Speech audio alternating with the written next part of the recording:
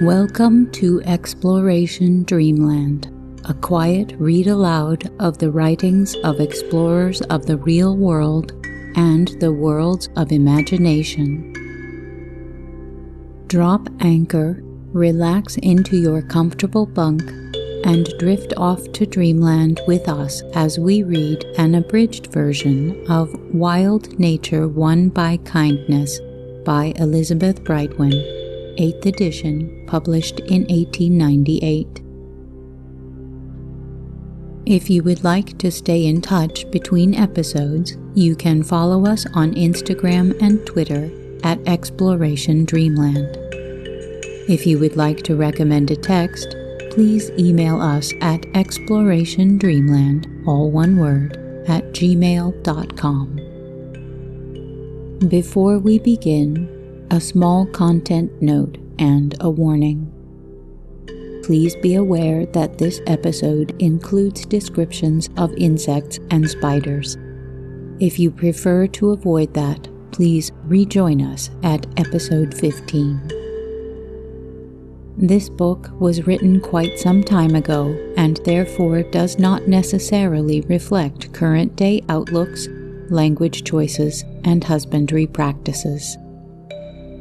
The scientific texts may use outdated terminology or be inaccurate in light of more recent discoveries. This podcast was created primarily to help you relax and to entertain you. The texts are chosen for their ability to charm and interest you, rather than for educational purposes.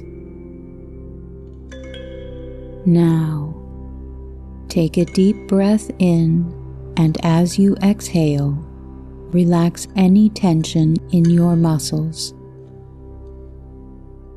Close your eyes, snuggle into your sleeping space, and listen to tonight's tale.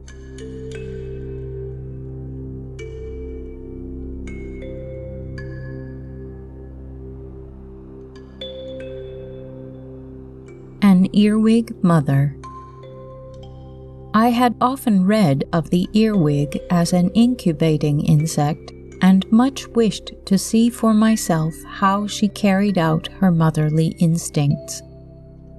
One bright May morning found me busily turning over stones, clinkers, and old tree roots in a fernery which, having been long undisturbed, seemed a likely spot for the nest I wished to find. There seemed no scarcity of worms, woodlice, centipedes, or beetles, but no earwigs could I see. And I was just about to give up the search when, lifting a piece of stone, I saw a small cavity about as large as would contain a pea, and in it lay about 26 round white eggs, hard-shelled and shining, of the size of a small pin's head. An earwig had placed herself over the eggs, and I was delighted to think at last I had lighted upon the insect mother I had been searching for. But what was to be done with her? How could I watch the process of incubation? The difficulty was solved by lifting the nest and its mother with a trowel and placing it in a saucer under a tumbler, without any displacement of the eggs. Thus the mother's care could be conveniently watched. The earwig first carefully examined her new home, touching each morsel of earth and stone with her antennae, and, having ascertained the exact condition of things, she set to work to make a fresh nest, laboring with great industry until it was formed to her mind. She then took up the eggs, one by one, with her mandibles, and placed them in the new nest, arranging and rearranging them until at last she seemed content and remained either upon or near them for the rest of the day, quite motionless. Every night, and sometimes 2 or 3 times in the day, she would form fresh places in the earth and replace the eggs. To prevent the soil becoming too dry, I used to sprinkle a little water upon it, a drop here and there, and if by accident the water fell too near the eggs, the earwig became much excited, hurrying to and fro with her eggs until they were all removed to a drier spot. On the other hand, if I omitted the water until the earth became dry, she would choose the dampest spot that remained in which to form her nest, and seemed to welcome the water drops, drinking herself from them and feeling the damp earth with her antennae. She remained thus for 3 weeks, feeding on little pieces of beef or mutton or an occasional fly. I did not then know that earwigs are mostly vegetable feeders, but it is clear they can eat other food when needful.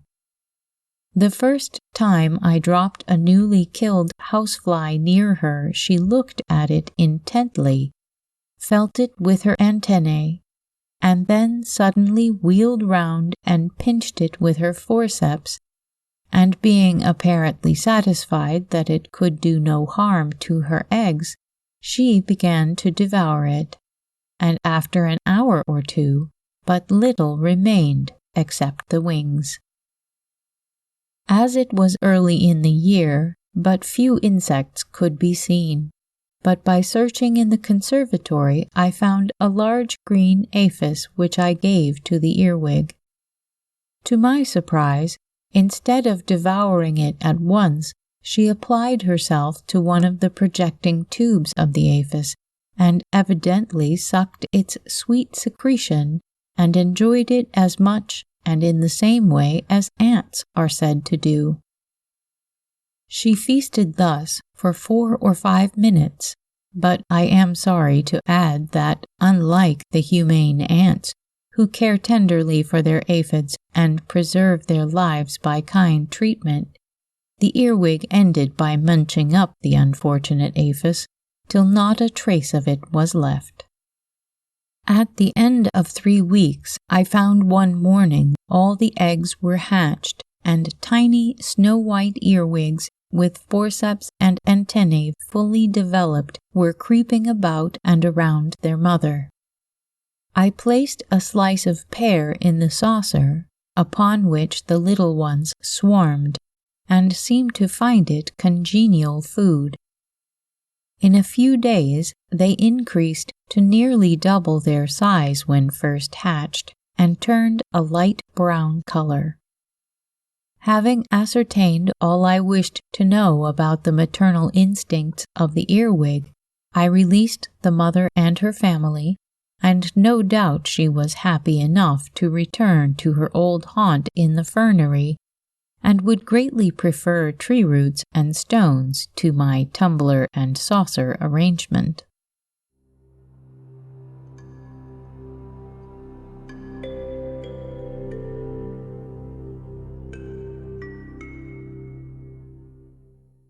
The Sacred Beetle. On reading books on Egypt and the voyage up the Nile, one is sure to find some mention of the curious beetle which is found along the banks of the river, especially in Nubia, where the shore is traceried with the footprints of the busy little creature. Miss Edwards, in her very interesting book, 1,000 Miles Up the Nile, thus speaks of it. Everyone knows how this scarab was adopted by the Egyptians as an emblem of creative power and the immortality of the soul.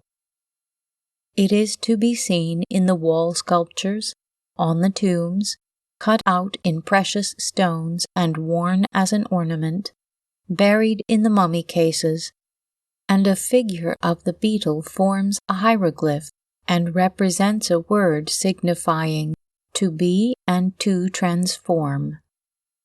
If actual worship was not paid to Scarabaeus Sacer, it was, at any rate, regarded with the greatest reverence and a vast amount of symbolism drawn from its various characteristics. I had often wished to see this insect alive, and one day my wish was very unexpectedly gratified by the arrival of a small tin box in which I found a specimen of the sacred beetle, swathed in wet linen like a veritable mummy, only, instead of being an Egyptian specimen, this had come from a kind friend at the Riviera who knew that the same species existed there and had sent me this one by post. The scarab was at once named Cheops and treated with all the respect due to his ancient family traditions. His wants were easily supplied.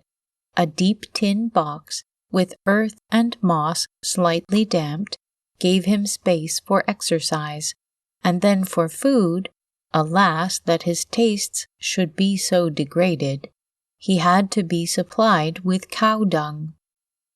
This could be done in secret and judiciously hidden by fair green moss, but when exhibiting my cherished pet to admiring friends, the first question was sure to be, "What does he feed upon?" And one had to take refuge in vague generalities about organic substances, etc., which might mean anything, and then by diverting attention to some point of interest apart from the food question, the difficulty was generally overcome. I kept a close watch to see if the beetle would be led by instinct to form its round pellets of mud as is its custom on the banks of the Nile, and having placed its egg in the center, it begins to roll it from the margin of the river until it is above high water mark. There it digs a hole and buries the pellet, leaving the sun to hatch the eggs in due time. Travelers who have watched the process describe the untiring way in which both the male and female beetle roll these pellets, often falling down with their burden into holes and ridges in the rough ground. But then their comrades will give them help, and picking up the ball, they patiently labor on. Walking backwards, having the pellet between their broad hind legs, they push it up and up until it is placed in safety. The persevering energy of this insect led the Egyptians to adopt it as an emblem of the labors of their great deity, Osiris, or the sun. They also traced a resemblance in the spiny projections on its head to the rays of the sun. Great was my delight to find at length that Cheops, even in captivity, was true to his native instincts, that he had formed a pellet about the size of a marble and was gravely rolling it with his hind legs backwards and forwards in his box. Poor captive, he was evidently puzzled what to do with the precious thing. He had no Nile bank to surmount, and the sun was hardly warm enough to encourage any hope for his future family. But he did the only thing that was possible. He set to work to scoop out a hole of sufficient size, then rolled the pellet in and covered it over with loose earth. 3 such pellets were made at intervals of a few days. One of them I unearthed and kept as a curio. The beetle never seemed to miss it, and having done his duty under difficult circumstances, his mind seemed to be at rest. I often placed Cheops in my hand to show him to visitors, and there he would lie feigning to be dead until he was gently stroked over the elytra, when he would stretch out his antennae. Then his legs by slow degrees appeared, for he tucked them close to his body out of sight when frightened. And at last he would begin to walk in a jerky manner, as if moved by machinery, often stopping to look and listen to be sure that it was safe to move. And even if busily at work in the earth, if he saw anyone coming near, he would stop, draw in his antennae and limbs, and remain motionless. He had a strong and peculiar odor at times, which became more apparent if he was annoyed. He was infested with a small mite, and though these were frequently cleared away with water and a camel's hair brush, they always reappeared in a day or two, clustering under the thorax between the first pair of legs, and at times they might be seen racing over his body with great rapidity. Once Cheops nearly escaped, for I had placed his box in the sun, and the warmth so excited and waked him up that he opened his wing cases, used his gauze-like inner wings, and with a mighty hum was all but gone in search of his native land. But fortunately I was near enough to intercept his flight and place him in safe quarters. After keeping this curious creature in perfect health for 16 months, I was much vexed to find him one morning lying in a shallow pan of water in his box, quite dead. He had overbalanced onto his back, and, being unable to turn over, had been drowned, though the water was scarcely half an inch deep. Poor Cheops is enshrined in a pyramid-shaped box, in which he is often shown and his life history told to interested visitors.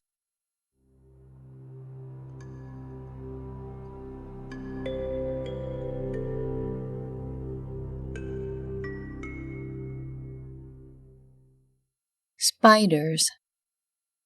Of all the varieties of creeping things, spiders seem to be the most universally disliked. I knew well the kind of expression I should see on the faces of my friends when I produced the box which contained my pet Tegenaria. A large black spider, long-legged and very swift, a well-known kind of house spider. Happily, the box had a glass lid, so the inmate could be seen in comfort, and when the spider's history was told, there was always an interest created in even this poor despised creature. When first placed in its new home, the Tegenaria began spinning tunnels of white silky web in various directions across the box. They were almost as close in texture as fine gauze, and had openings here and there so that they formed a kind of labyrinth. The spider always lived in one corner, curled up, watching for prey, and when a bluebottle was put in and began buzzing, she then rushed up one tunnel and down another until she could pounce upon her prey. The fly was quickly killed by her poison fangs, and then carried to the corner to be consumed at leisure.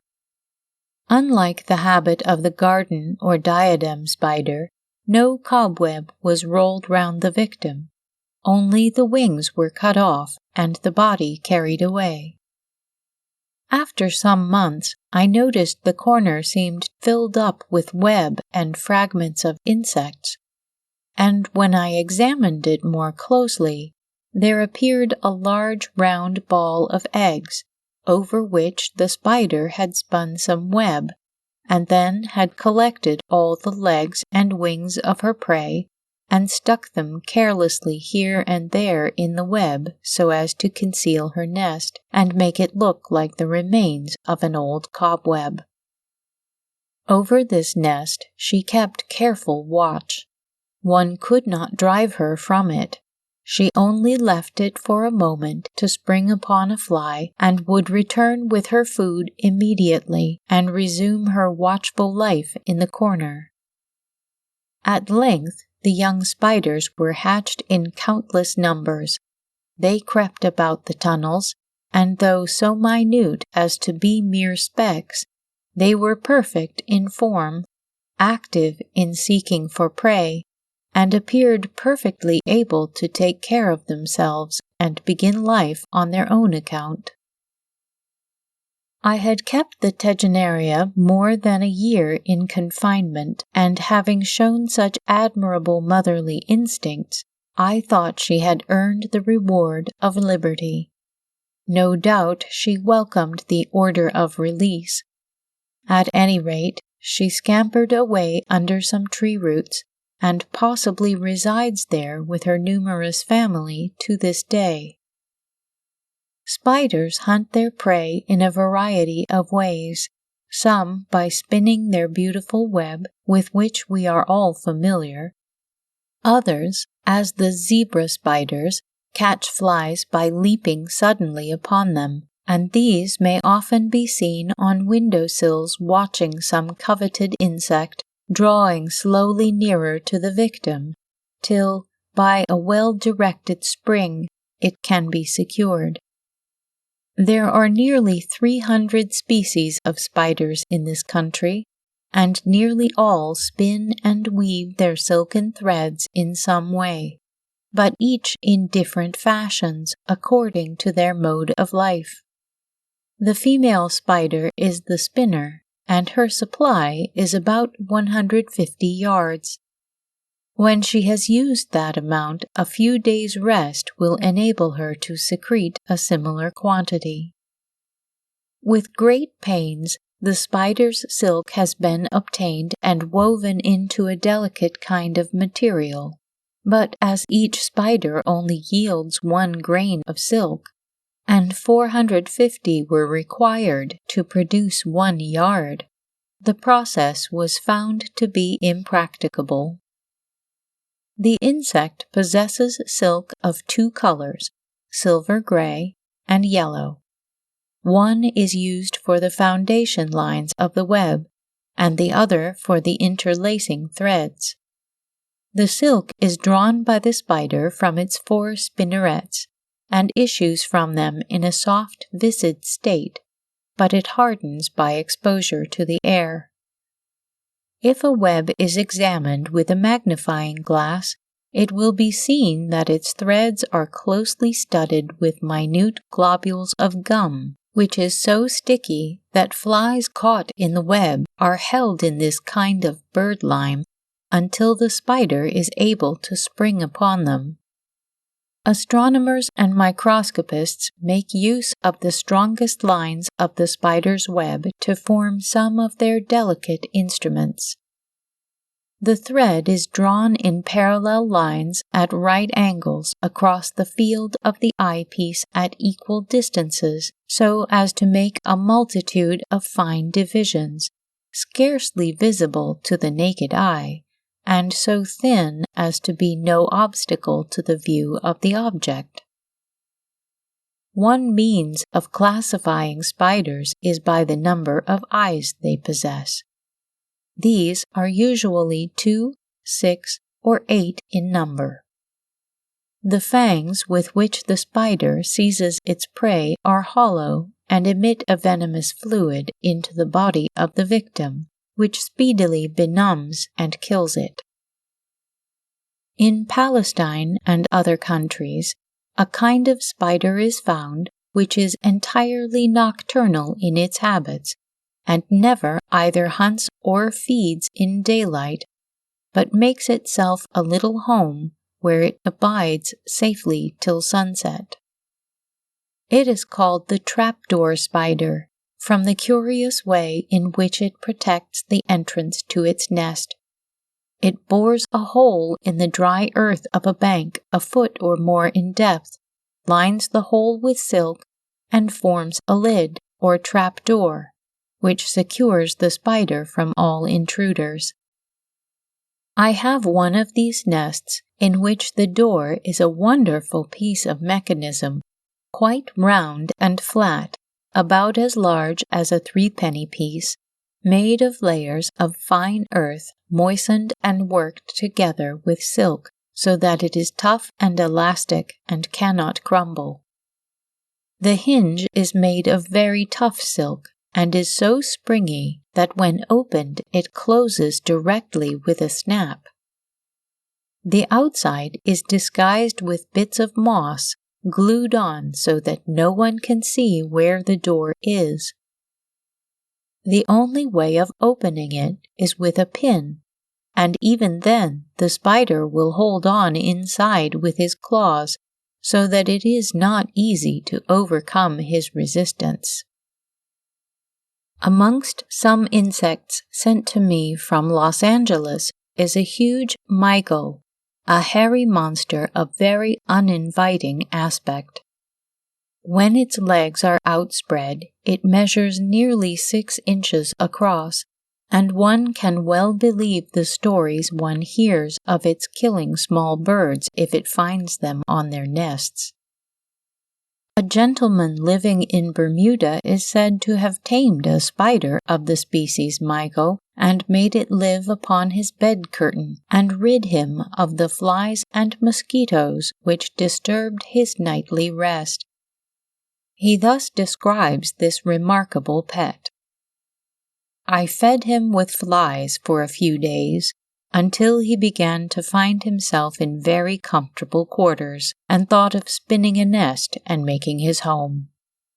This he did by winding himself round and round, combing out the silk from the spinnerets at the end of his body, till he had made a nest as large as a wine-glass, in which he sat motionless until he saw a fly get inside our gauzy tent.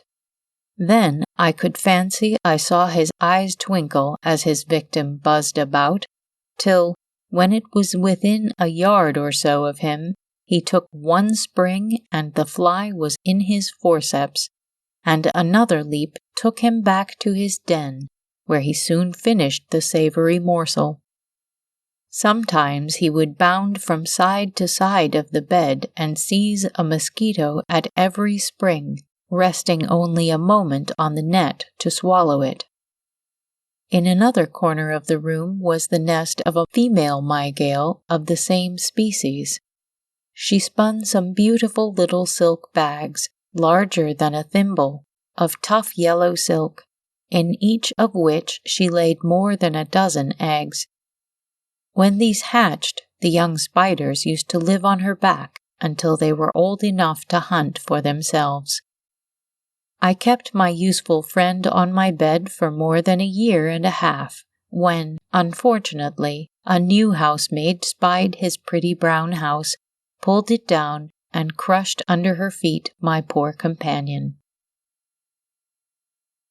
This kind of spider, or an allied species, captures large butterflies in the tropical woods by hanging strong silken nooses from branches of trees, and they have been seen to kill small birds by this method.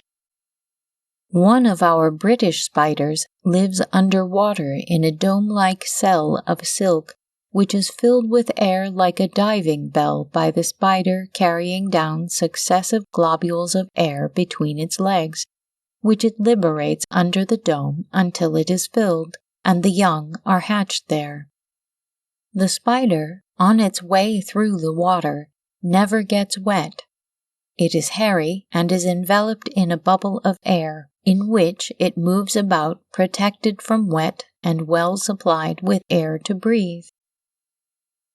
As the spider's supply of food is always precarious, they are able to live a long time without eating. One is known to have lived 18 months corked up in a phial where it could obtain no food.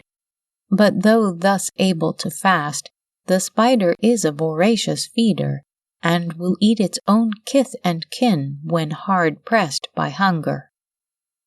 Many kinds of spiders run with ease upon the surface of ponds and ditches, and one forms a kind of raft of a few dead leaves woven together, on which it sits and is blown by the wind hither and thither, and thus is enabled to prey upon various aquatic insects.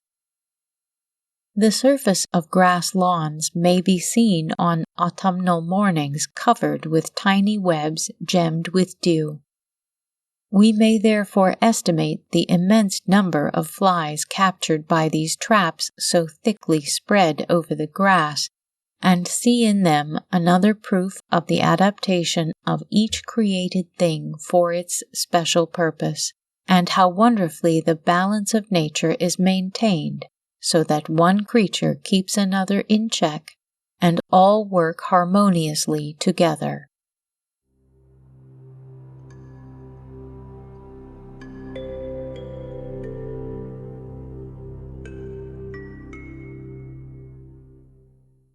Tame butterflies. In the Century, for June 1883, Mr. Gosse described a monument in which the sculptor had carved a child holding out her hand for butterflies to perch on. He went on to say that this was criticized as improbable even by so exact an observer as the late Lord Tennyson. It may therefore be of some interest to record the following facts from my personal experience. One summer, I watched the larvae of the swallow-tailed butterfly through their different stages and reserved 2 chrysalides to develop into the perfect insect. In due time, one of these fairy-like creatures came out. I placed it in a small cage made of fine threads of bamboo. A carpet of soft moss and a vase of flowers in the center made a pleasant home for my tiny Psyche. I found that she greatly enjoyed a repast of honey. When some was placed on a leaf within her reach, she would uncoil her long proboscis and draw up the sweet food with great apparent enjoyment. She was so tame that it became my habit, once or twice a day, to take her on my finger, and while I walked in the garden she would take short flights hither and thither, but was always content to mount upon my hand again. She would come on my finger of her own accord, and, if the day was bright, would remain there as long as I had patience to carry her, with her wings outspread, basking in the sunbeams, which appeared to convey exquisite delight to the delicate little creature. I never touched her beautiful wings. She never fluttered or showed any wish to escape, but lived 3 weeks of tranquil life in her tiny home, and then having, as I suppose, reached the limit of butterfly existence, she quietly ceased to live. On the day of her death, the other butterfly emerged and lived for the same length of time. Both were equally tame, but the second showed more intelligence, for she discovered that by folding her wings together, she could easily walk between the slender bars of the cage, and having done so, she would fly to a window and remain there basking in the sun, folding and unfolding her wings with evident enjoyment until I presented my finger, when she would immediately step upon it and be carried back to her cage. The tameness of these butterflies I ascribed in great measure to the fact of their having been hatched from chrysalides and having therefore never known the sweets of liberty. I often wondered if really wild specimens could be won by gentle kindness and made happy in confinement, and one bright summer's day I resolved to try. A painted lady had been seen in the garden the day before, and I soon caught sight of her making rapid flights from one bed of flowers to another, and when resting for a few minutes, folding and unfolding her wings on the gravel path, I crept slowly up to her with a drop of honey on my finger to try and make friends. But my lady was coy. She would and she wouldn't. And after letting me come within a few inches with my tempting repast, she floated away, out of sight, and I feared she would not be willing to give me another chance.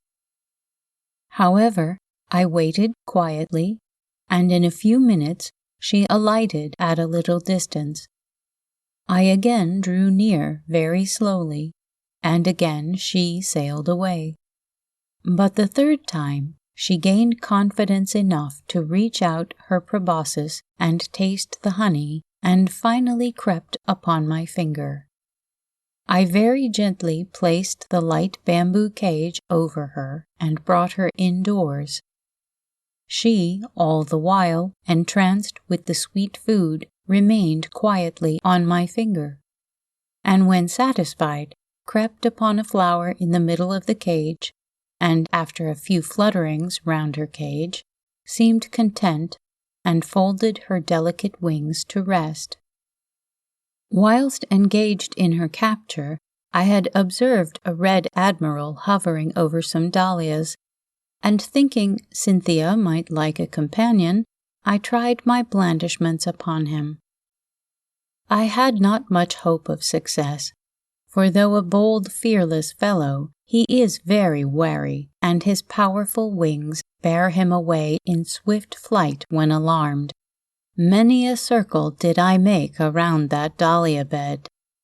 Admiral always preferred the opposite side to where I stood, and calmly crossed over, whilst I went round. At last, by long and patient waiting, he too allowed me to come near and present my seductive food to his notice. The wiry proboscis was uncoiled and felt about for the honey. Once plunged into that, all volition seemed to cease. He allowed me to coax him upon my finger, and he too was safely caged. But he behaved very differently from fair Cynthia. The moment his repast was ended, he flapped with desperate force against the bars, and in a minute he was out and on the window-pane, fluttering to escape. The cage had to be secured with fine net, and he was replaced and soon quieted down. Twice a day, these delicate little pets would come upon my hand to receive their sweet food, and appeared perfectly content in captivity.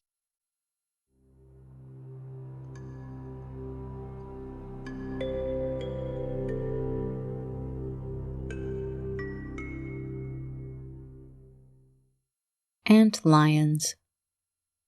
Many years ago, a friend sent me some of these remarkable insects from the Riviera, and for 16 months I fed them as regularly as possible, but the cold of a remarkably severe winter killed them, to my great disappointment, as I had hoped to be rewarded by a sight of the perfect insect. Ant lions are not, I believe, found in any part of England, so I had to wait till I could again procure some from the south of France, where they are frequently met with in dry, sandy places. Early in March this year, 1890, 3 specimens were sent me, and were at once placed in a box of dry silver sand, where they buried themselves and remained quietly resting for some hours. Many of my readers may be interested to know what the antlion is like, and why I thought it worthwhile to take great pains to rear it. These young specimens were flat, gray, 6-legged creatures, about the size of a small ladybird, covered with hairs, and possessing 2 strong forceps projecting from their heads. They are so formed that they cannot go forward, but move always backward by a series of jerks. As they live upon ants, and are so strangely formed, they have to resort to stratagem in order to entrap their prey, and this they do by means of pits formed in the sand in which they live. Into these pits the ants fall, and are seized by the forceps of the antlion, who lies in wait at the bottom. Many a time have I watched the formation of these pits, and will try to describe the process. The insect begins describing a small circle on the surface of the sand by jerking himself backwards and flinging the sand away with his flat head and closed forceps, which form a kind of shovel.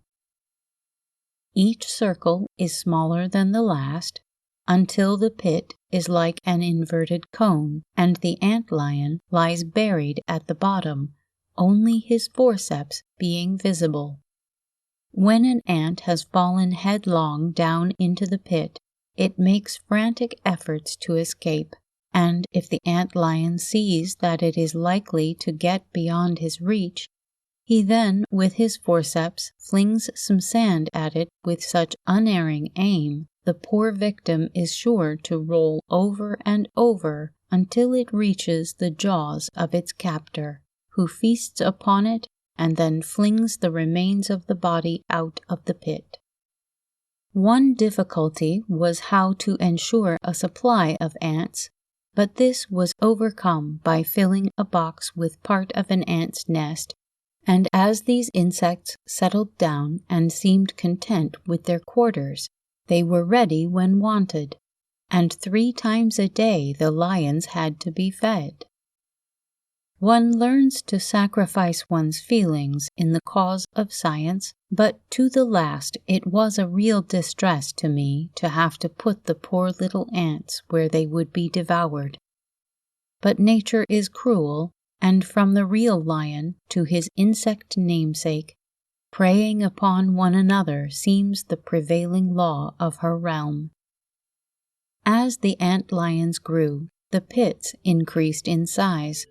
At first, they were about as large as a 3-penny piece, but ended by measuring more than 2 inches across.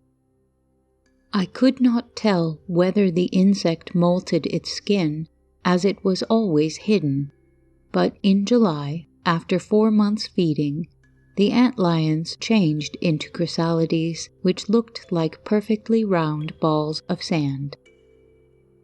The box was placed in a warm greenhouse, and in 7 weeks' time the perfect insects appeared. They were like small dragonflies, with slender bodies, 4 black-spotted gauzy wings, 2 large black eyes, and short antennae. I had read about their being nocturnal insects, feeding on flies, so they had that diet provided for them in the glass globe in which they were kept, but I could never feel sure that they ate the flies, and fearing they would be starved, I tried to give them a little sweet food, a drop of raspberry syrup at the end of a twig. It seemed to be the right thing, for they greedily sucked it in, but in spite of all my care, they only lived 4 weeks, which, however, is probably the term of their existence.